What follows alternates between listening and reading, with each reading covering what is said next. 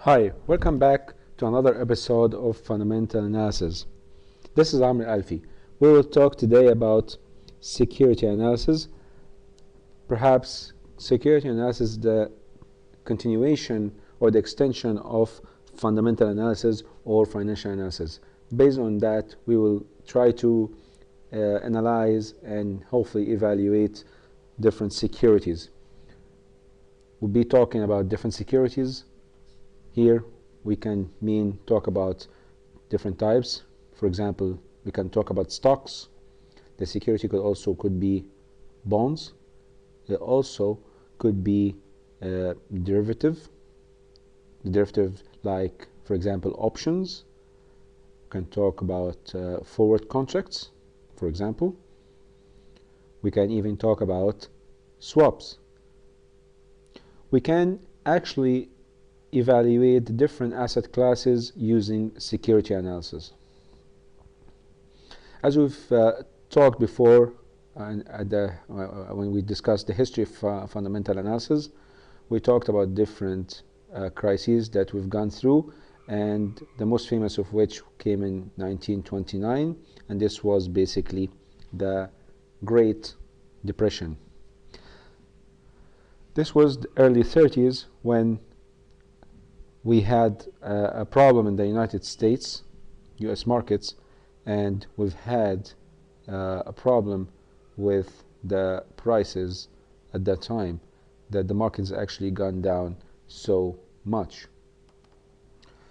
This came about, and when we had the huge drop in prices, the concept of security analysis came to existence, and this was basically developed or talked about by Benjamin Graham, and he's one of the professors who've actually discussed the security analysis along with another professor whose name was David Dodd, and the two of them actually put together this famous book called Security Analysis, Benjamin Graham and David Dodd, as you can see. On the right hand side here you can see the picture of Mr. Warren Buffett, who's actually was a student of Benjamin Graham over the past years. So Ben Graham actually started to develop his own way of analyzing and evaluating companies. This came about, as I mentioned, after the drop in prices throughout the Great Depression, and he basically realized that we need to look at the fundamentals of companies that we invest in a way to avoid making any losses. So if we look at security analysis in a simple way, basically what we want to calculate or what we want to gauge is basically the price of that security. We want to know what the fair value is, what the justified price is. And the rule is basically that the price of this security, if we talk about the stock for example, equals the present value of its cash flows. So this is the price of a security. It's the present value of its cash flows. Let's take a stock for example.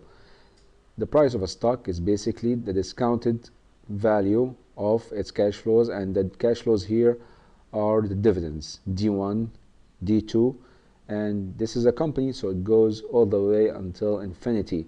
So you have so many dividends that you'll have to account for until infinity. Basically, we want to use a different way of calculating the present value of this stream of unlimited cash flows.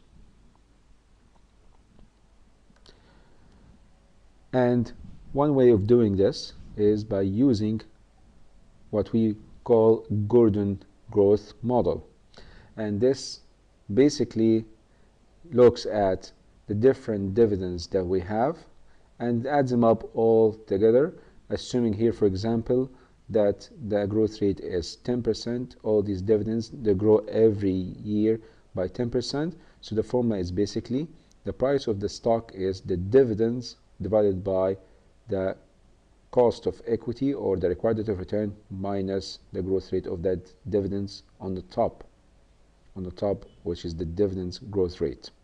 And this is basically the price of the stock. Both of them should actually be equal to one another. Using this formula, you can use come up with different formulas. Next episode, we'll talk about more ways of calculating dividend prices of securities. Thank you very much.